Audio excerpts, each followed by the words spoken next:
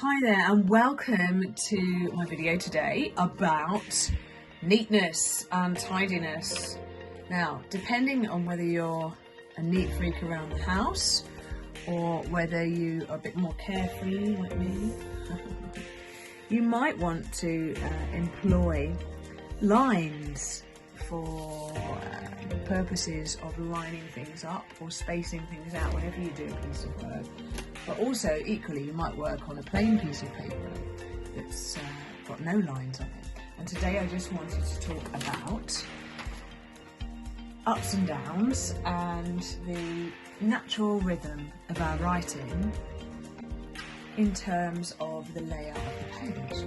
So if we take an approach that we're being extremely neat with our writing, and we draw a pencil line, for example, across the page, and we start writing something. So let's start. Oh, actually, that one's running a bit low. Let's go on to these other pens here. So we're really neat here. I'm going to abide by the fact that I'm going to hit the line all the time. So the quick. Can I fit this in? I don't know. Quick.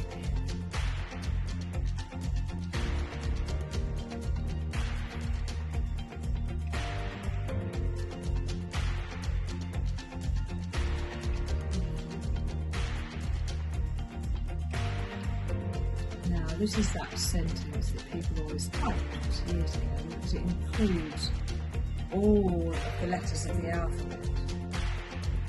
But I'm going to just do up and jump. Even on a cliffhanger. Woo!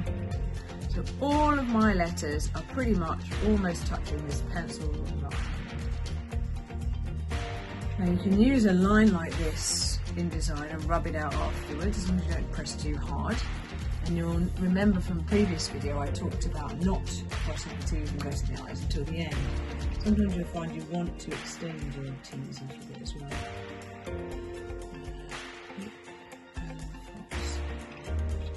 Okay, so that's how a line of calligraphy, for those sticklers out there of neatness, you're going to tell me that you would always do it like that because it's very, very, very neat. Now, the mentality behind modern calligraphy is more of a flow, more of a freedom, more of a style which feels much more quirky. And when I first started out wanting to write like this, the reason I'd been put off in the past was because I couldn't make all my letters look the same. Ironically, now I've started to write in an uppy-downy fashion, I have actually found it's easier to be neater when I need to because I'm not putting myself under pressure all the time. And now I'm not just saying that, I actually believe that. So let's just approach this sentence again without the straitjacket. Let's do it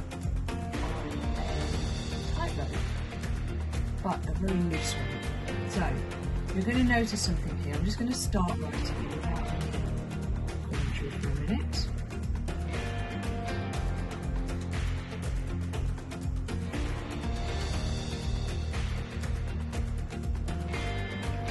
So you can automatically see there, I've employed some kind of mechanic which has taken it completely to another level. So all I'm doing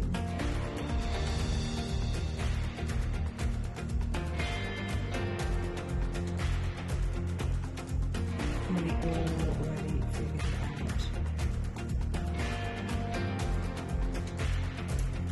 out. I'm deliberately going up, down, up, down, up. Every letter I'm changing my direction. It's a little bit like this.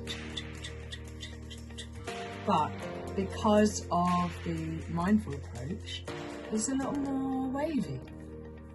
So let's go back to the next letter.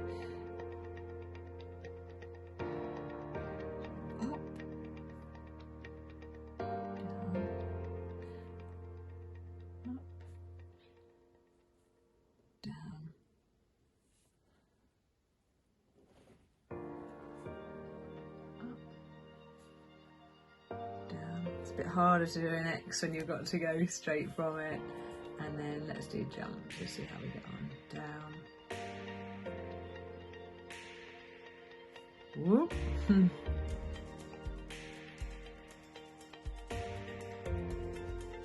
Suddenly it's completely different. Now, I know my videos are supposed to be tutorials, but there's not much I need to tell you about this. You've just observed it happening. But had you even thought about writing in this way?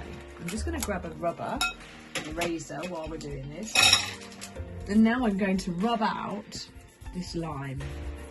Don't forget, use the same mentality as you would have done at school. Wait till ink has dried, it will run, especially if it's really flowing well. Okay, now I'm just doing this very quickly. But when you've rubbed it out entirely, you can see how neat it is. Now this works really well if you're trying to have it as a design, like a frame for something, or a line along the bottom of something, or in a very set area. But here, this is a lot more relaxed and free.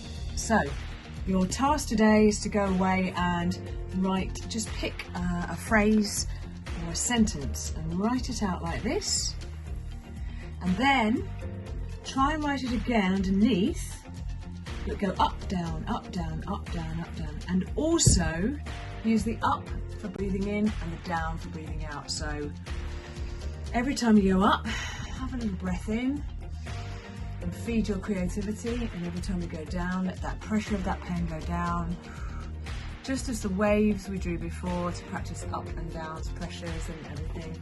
And look, before you know it, you're going to have a choice now of being super neat or super quirky. And I absolutely promise you that once you've written like this, when you come back to it later, I have had moments of strange pleasure of thinking, well, I don't write that. Who wrote that? Wow, that looks good. It's because it goes against how you've been told to do it, and how you've been told, like, oh, make sure you can read it properly and make sure it's really nice and neat.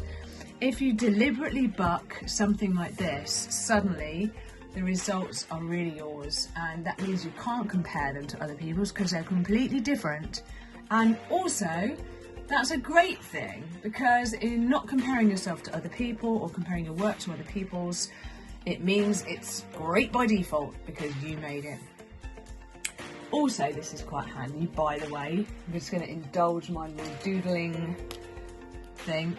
We'll get onto this later, but when you start doing things which are swirly like that, adding embellishments and illustrations for journaling and such like also becomes easier, because the shape of it flows.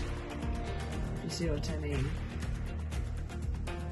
I know we're still getting on the basics of what we're actually drawing, but when you start adding embellishments to wavy letters, and don't forget, this takes away the whole entire pressure of having to make sure it all matches.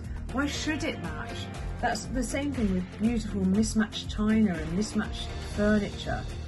It used to be a bit of a thing, didn't it, that you had to make sure your furniture matched. Well, I think we've left that trend behind, and people love to see character through things that don't match. I think just that a lot of society is hell-bent on making sure everything looks right, but by whose measure? I mean, what, you know, who says it is right?